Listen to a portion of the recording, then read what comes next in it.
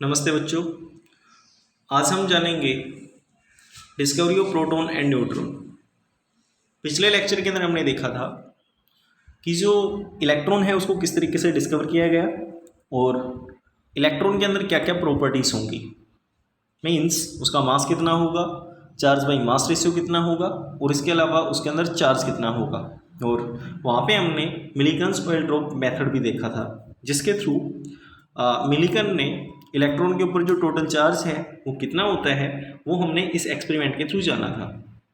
आज हम जानेंगे कि प्रोटॉन और न्यूट्रॉन को किस तरीके से डिस्कवर किया गया और इनको डिस्कवर किया क्यों गया। पिछले लेक्चर के अंदर हमने देखा था कि जो इलेक्ट्रॉन है वो इलेक्ट्रॉन एक एटम का पार्ट होता है, means that is the particle of an atom. तो इलेक्ट्रॉन के ऊपर नेगेटिव चार्ज है। अब जब एटम के अंदर नेगेटिव चार्ज है तो इसका मतलब ये होना चाहिए कि this atom should be negatively charged. But हमने कुछ एक्सपेरिमेंट्स और कुछ थ्योरीज के अंदर ये भी देखा था कि जो एटम है वो हमेशा न्यूट्रल होता है। अगर ये एटम न्यूट्रल है तो इसका मतलब ये है कि इस इलेक्ट्रॉन के साथ साथ जिसके ऊपर नेगेटिव चार्ज है यहाँ पे कोई ना कोई पॉजिटिव चार्ज भी होना चाहिए। जब तक यहाँ पर कोई पॉजिटिव चार्ज नहीं होगा तो आपका जो एटम है वो कभी भी न्यूट्रल नहीं हो सकता। और इसी वजह से आपका जो प्रोटॉन है उसको डिस्कवर किया गया। ठीक है, तो प्रोटॉन को डिस्कवर किया था एक साइंटिस्ट ने जिसका नाम था ई गोल्डस्टीन। और इस ई गोल्डस्टीन ने एक एक्सपेरिमेंट के थ्रू प्रोटॉन की डिस्कवरी के बारे में पता लगाया। तो यहाँ पर जो सेम एपरेटस हमने इलेक्ट्रॉन की डिस्कवरी के लिए प्रिपेयर किया था, सेम उसी तरीके से कैथोड, एनोड, वैक्यूम, बैटरी और लो प्रेशर, बट यहाँ पर जो गैस है वो आपकी डिफरेंट रहेगी। ये हमारे पास प्रोटॉन को डिस्कवर करने के लिए जो मैकेनिज्म प्रेजेंट होना चाहिए वो सेम मैकेनिज्म इधर आपके पास प्रेजेंट रहेगा। ठीक है, तो देखिए सेम उसी तरीके से ये आपके पास परफोरेटेड कैथोड रहेगा। उधर इलेक्ट्रॉन की डिस्कवरी के टाइम पर आपके पास था perforated anode, but in this case we have perforated cathode. इसके साथ साथ यहाँ पर ये एनोड रहेगा। इधर जो आपका प्रेशर है दैट शुड बी लो और यहाँ पे जो गैस है वो रहेगी आपकी हाइड्रोजन गैस। और उस केस में आपके पास था आर्गन या फिर कुछ दूसरी नोबल गैसेस। अब जो H2 की जो प्रॉपर्टीज़ हैं वो सेम उसी तरीके से होंगी जैसे कुछ दूसरी नोबल गैसेस की होती हैं। कारण इसका ये है कि जब दो हाइड्रोजन एटम्स एक दूसरे के साथ में कंबाइन कर H2 की फॉर्म में कन्वर्ट होंगे तो उसके बाद में इस H2 की जो इलेक्ट्रॉनिक कॉन्फ़िगरेशन है वो हीलियम के बराबर हो जाती है। और ये हमें पता है कि helium is the noble gas. और कोई भी नोबल गैस, चाहे वो आपकी नियोन है, आर्गन है, क्रिप्टन है, एटसेट्रा, वो हमेशा स्टेबल होती हैं। ठीक है, अब इस एक्सपेरिमेंट के अंदर होता ये है कि इधर ये H2 गैसेस हैं। ठीक है, और जैसे आप बैटरी को ऑन करोगे तो बैटरी को ऑन करने पर जो कैथोड रे पार्टिकल्स हैं वो यहाँ से निकलेंगे। अब रास्ते के अंदर ये आपका जो H2 पार्टिकल्स हैं वो प्रेजेंट हैं, H2 gases are present here. अब होगा ये कि जैसे ये कैथोड रे इसके साथ में टकराएगी, ठीक है, जैसे ये टकराएगी तो इन H2 के मॉलिक्यूल्स का ब्रेकडाउन होगा। ठीक है, हाइड्रोजन एटम के अंदर ये कन्वर्ट होंगे और फर्दर पार्टिकल्स यहाँ पर जैसे टकराएंगे तो इस हाइड्रोजन के अंदर प्रेजेंट जो इलेक्ट्रॉन है वो यहाँ से बाहर निकल जाएगा हाइड्रोजन से और ये कन्वर्ट हो जाएगा H पॉजिटिव में। ठीक है, this will convert into the H positive. Clear, इधर ये हाइड्रोजन था, जैसे ही कैथोड रे पार्टिकल्स इसके साथ में टकराई और ये इलेक्ट्रॉन यहाँ से बाहर हो गया, ये H पॉजिटिव में कन्वर्ट हुआ। ठीक है ना। अब आप ये जानते हो कि हाइड्रोजन के पास एक प्रोटॉन होता है और एक इलेक्ट्रॉन होता है। क्लियर, तो इलेक्ट्रॉन यहाँ से बाहर निकल चुका है। अब हाइड्रोजन के पास अगर कुछ बचा है तो वो आपका प्रोटॉन है। ठीक है, इसी वजह से इस H पॉजिटिव को हम प्रोटॉन नाम देते हैं। ठीक है, अब देखिए यहाँ पे जो H पॉजिटिव पार्टिकल्स बने, इनके ऊपर पॉजिटिव चार्ज है, कैथोड के ऊपर नेगेटिव चार्ज है, एनोड के ऊपर पॉजिटिव चार्ज है। अगर ये H पॉजिटिव इस एनोड की तरफ जाता है तो पॉजिटिव चार्जेस, एनोड के ऊपर पॉजिटिव चार्जेस, इस H पॉजिटिव के ऊपर पॉजिटिव चार्ज, तो ये एक दूसरे के साथ में रिपेल करेंगे, एक दूसरे को रिपेल करेंगे। बट इधर हम जानते हैं कि कैथोड के ऊपर नेगेटिव चार्ज है और कैथोड के ऊपर नेगेटिव चार्ज होने की वजह से ये H पॉजिटिव इस तरफ आएगा। ठीक है, अब यहाँ पर इस पूरे ट्यूब के अंदर आप जानते हो जिंक सल्फाइड की एक पूरी लेयर होती है। अब ये H पॉजिटिव पार्टिकल्स जैसे ही टकराएंगे, ये यहाँ पे टकराएंगे। ठीक है, और टकराने के बाद में यहाँ पर जो फ्लोरोसेंस है वो क्रिएट होगा।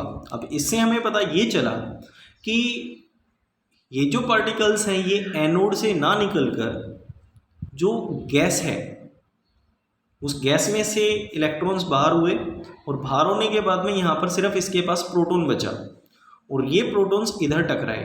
ठीक है, इन रेस को बोलते हैं हम कैनाल रेस या फिर इनको बोलते हैं हम एनोड रेस। बट ये आपको पता होना चाहिए कि this anode rays are not coming from the anode. ठीक है, these are coming from the gases. ठीक है, मतलब ये है कि प्रोटॉन का जो ओरिजिन है वो ओरिजिन एनोड से ना होकर यहाँ पर प्रेजेंट जो आपकी गैस है उस गैस से होगा। ठीक है, ये आपको आगे पढ़ने को मिलेगा ओरिजिन ऑफ द गैस में।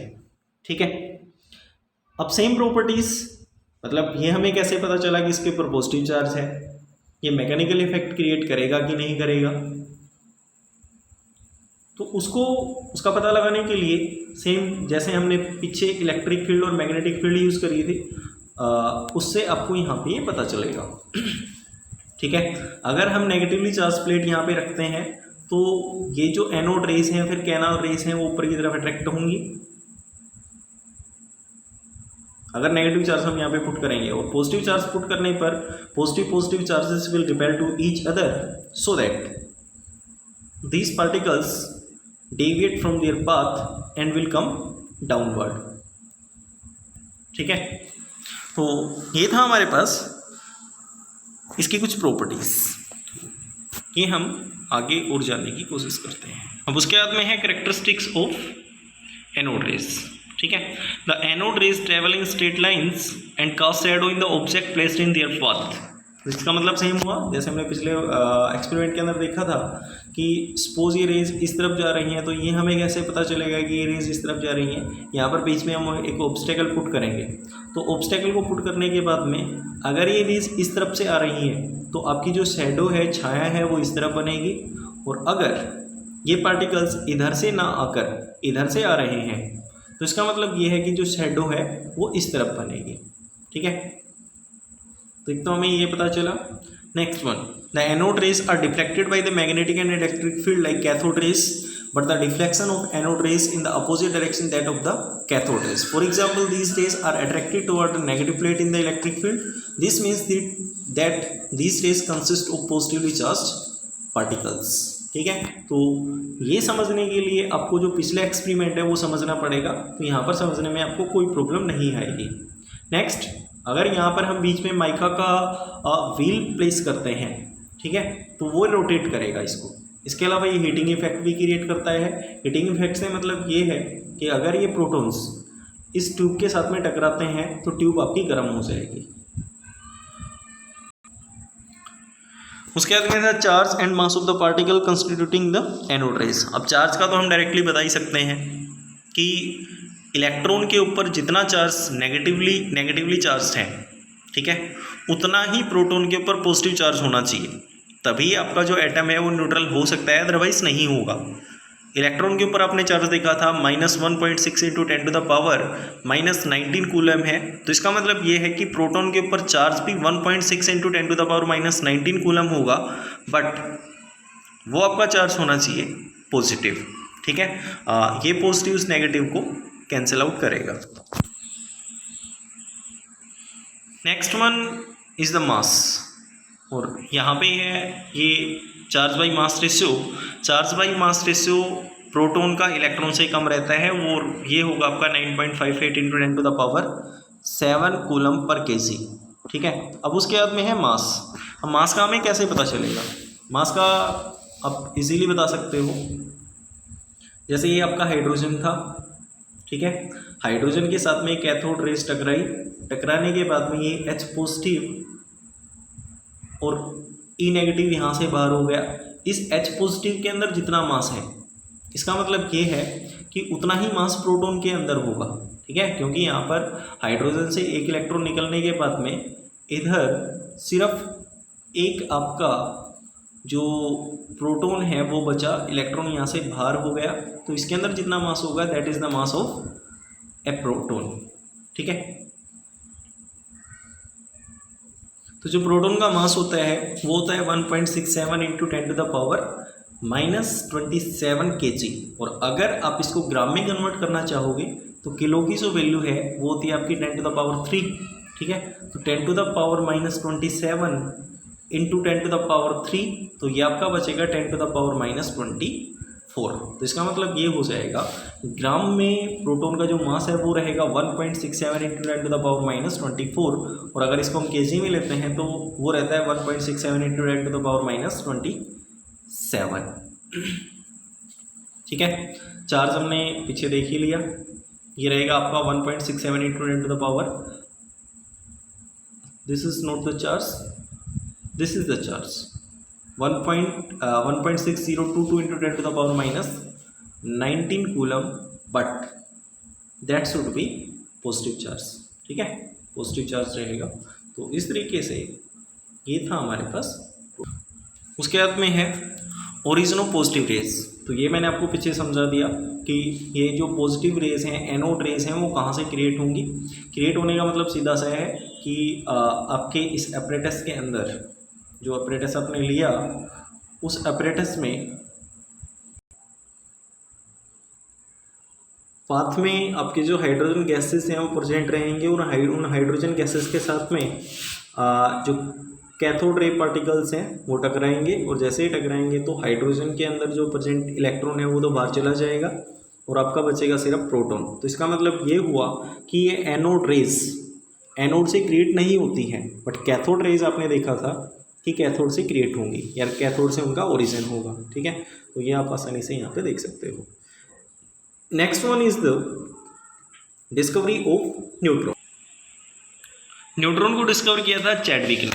तो देखिए इस न्यूट्रॉन को डिस्कवर करने की जो ज़रूरत है वो महसूस क्यों हुई, तो इसका कारण ये था कि जब किसी एटम के मास को मेज़र किया जाता है तो जैसा हम एक्सपेक्ट करते हैं वैसा उसका मास नहीं आता है। हाइड्रोजन का जब मास निकाला गया तो प्रोटॉन के मास के बराबर उस हाइड्रोजन का जो मास है वो होता है, बट यहाँ पर आप जब कभी भी मास को कंसीडर करोगे तो आप इलेक्ट्रॉन के मास को रिलेट नहीं करोगे, मतलब इलेक्ट्रॉन से आपका कोई लेना देना नहीं है, क्योंकि इलेक्ट्रॉन का जो मास है दैट इज़ द नेग्लिजिबल, वो बहुत कम होता है, ना के बराबर होगा। तो जब किसी भी एटम का एटॉमिक मास हम निकालते हैं तो वहाँ पर हम प्रोटॉन के मास के साथ में मेनली डील करेंगे, बट उसके साथ साथ हम न्यूट्रॉन का जो मास होगा उसके साथ में भी डील करते हैं, उसके साथ में भी हम इसको रिलेट करेंगे। जब तक हाइड्रोजन का मास निकाला गया था तब तक कोई प्रॉब्लम नहीं थी, क्योंकि वहाँ पर सिर्फ एक प्रोटॉन है, इलेक्ट्रॉन है। बट हाइड्रोजन के अलावा जितने भी एटम्स होते हैं उसके अंदर 3 मेनली पार्टिकल्स होंगे। एक रहेगा आपका न्यूट्रॉन, दूसरा प्रोटॉन, और तीसरा रहता है आपका इलेक्ट्रॉन। तो जब कार्बन का मास मेज़र किया गया तो जैसा कि आपने हाइड्रोजन का मास मेज़र किया था उसी तरीके से कार्बन का जो मास है वो आपका 6 होना चाहिए था, बट देखा ये गया कि कार्बन का मास 6 ना होकर 12 है। तो इसका मतलब ये है कि इलेक्ट्रॉन और प्रोटॉन के अलावा यहाँ पर कोई तीसरा पार्टिकल और है, क्योंकि इलेक्ट्रॉन के मास से तो हमें कोई लेना देना है नहीं। अगर हमें मास निकालना है तो वो मेनली प्रोटॉन के मास को रिलेट करना है। अब प्रोटॉन के साथ साथ वहाँ पे एक पार्टिकल और था और उस पार्टिकल का नाम था न्यूट्रॉन। जब किसी भी एटम का मास निकाला जाता है तो उस एटम के मास को निकालने के लिए प्रोटॉन और न्यूट्रॉन का जो मास है उन दोनों को हम जोड़ते हैं, और उसको जोड़ने के बाद में जो टोटल हमारे पास मास होगा that will be the atomic mass और atomic weight of an atom. ठीक है, तो ये निकालने के लिए चैडविक ने बेरिलियम एटम लिया, उसको इसने टकराया हीलियम के साथ में, और जैसे ही इस हीलियम के साथ में इसको ये स्ट्राइक करवाता है, इसको कोलाइड करवाता है, तो उसके बाद में this will convert into the carbon atom. ठीक है, और कार्बन एटम के अंदर ये ऊपर जो 12 दे रखा है ये आपका एटॉमिक मास है, 6 इज द एटॉमिक नंबर। ठीक है, ये हम आगे डिटेल में पढ़ेंगे। और उसके बाद में न्यूट्रॉन आपका न्यूट्रल रहेगा, इसके पर किसी टाइप का जो चार्ज है वो नहीं होता है, और ये पता लगाने के लिए हम इलेक्ट्रिक फील्ड और मैग्नेटिक फील्ड्स को यूज़ करते हैं। ठीक है, तो ये आज था हमारा discovery of electron and proton. ठीक है, थैंक यू।